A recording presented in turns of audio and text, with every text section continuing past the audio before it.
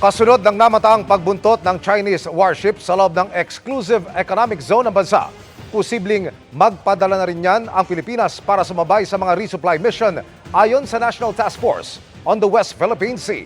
Taliwas ito sa posisyon ng National Maritime Council para hindi na umano lumala ang tensyon. Nakatutok si Chino Gaston.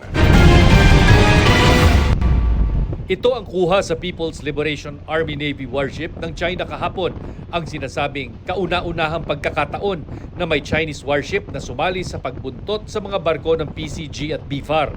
Ang warship na may bow number 500 lumapit ng hanggang 300 yards mula sa BRP Pagbuaya. Kasunod ng insidenteng ito, sabi ng National Task Force on the West Philippine Sea, posibleng i-deploy na rin ng Philippine Navy ang mga warship ng Pilipinas para sumabay sa mga ginagawang resupply mission ng BFAR at PCG sa mga mangingisdang Pinoy. Bagamat ayaw daw ng Pilipinas ng gulo, ang China ang naunang nagpadala ng kanilang militar at hindi ang Pilipinas. Kaya panawagan nila sa China, itigil na ang ginagawang panghaharang at panggigipit sa mga barko ng Pilipinas. China has taken this route of escalating. That's what I want to emphasize. Dehado sila dahil yung nagbablock sa kanila ay planned Navy ship ng PRC.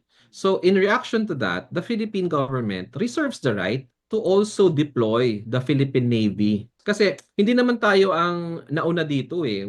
Taliwas ito sa posisyon ng National Maritime Council na nauna nang nagsabi na ayaw nilang humantong sa sitwasyong militar ng China laban sa militar ng Pilipinas sa West Philippine Sea. Muling iginiit ng National Maritime Council kanina, hindi ipadadala ang mga barko ng Philippine Navy para di lumala ang tensyon. Naiintindihan namin yung feeling ng ating mga kababayan.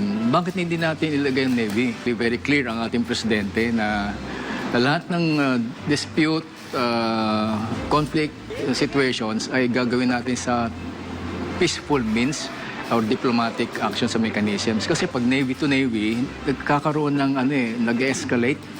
When we do not know what will happen next if ever there is a misunderstanding, misinformation. Pero ayon kay Malaya, Ayaw natin ng gera. Sino ba naman ang may gusto? Tayo naman ay nandun lang para magsuporta sa ating mga mangingisda. Ang ayaw naman nating isipin ng ating mangingisda, binabala nyo kami. Di ba? And that is not the position of the Philippine government. tumangging magbigay ng komento ang Philippine Navy. Pero sa isang statement, sabi ng Philippine Navy, nagmamasid raw ang AFP sa lahat na nangyayari at tiniyak na naroon din sila sa lugar. Para sa GMA Integrated News, Chino Gaston nakatutok, 24 oras.